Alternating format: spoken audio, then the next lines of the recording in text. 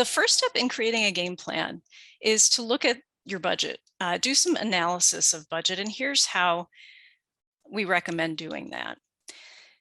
You want to start by looking at your organization's revenue plans and budget for the coming year. So one of the things that I see happening a lot is you have an organization has a marketing plan, an organization has a budget, budget includes expense and revenue. And on the revenue side, we have all of these expectations for different lines of revenue. It may be, very granular, like we expect to raise $500,000 from our annual gala. We expect to raise X amount from donations or fee-for-service training.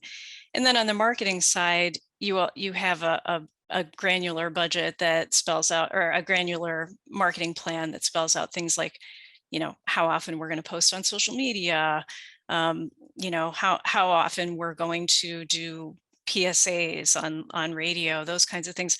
But there's a big gap in between.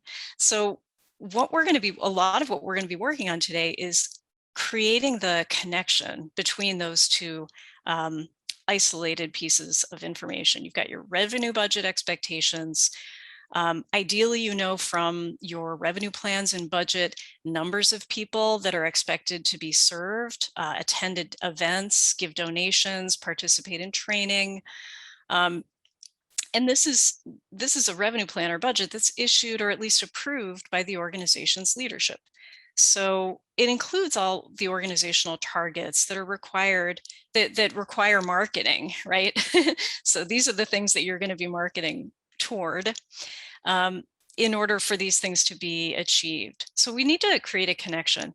The place to start is getting your hands on that budget and with as much detail as you can get. So then we look on the marketing side at how much we're going to need to invest to achieve our goals. So looking at the basic pieces of data that you need in order to start digging into planning marketing activities. One is the budget. We just talked about that, specifically the revenue line. But then on the expense side, how much are we going to need to invest in order to achieve our goals for marketing? We're going to need an equivalent of X number of marketing people. Look at all of our advertising expenses. They include growth technology. How much do we need to anticipate spending on a CRM, a customer records management system, marketing and sales automation software, a fundraising platform, any integrations to make your software talk to each other.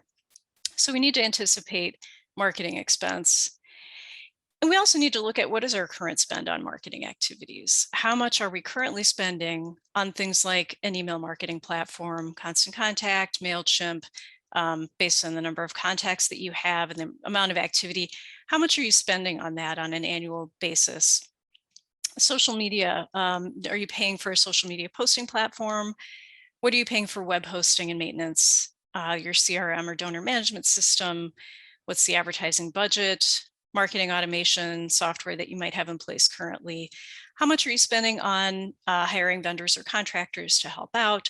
So get a handle on those things. One of the reasons we look at these is that as we talk about the activities and how to plan them and what the most effective activities are going to be for the organization, you may find that, and we always find that putting in place a central marketing automation piece of software is going to eliminate the need for a lot of these independent pieces that have been kind of Frankenstein together. So you want to know what you're spending on all those pieces so that you can know how much you can then reallocate for a more efficient marketing automation system or for bringing in outside help that you might need to execute a new approach to your marketing. So again, is there potential to redirect current expenses to more effective marketing technologies and outside support?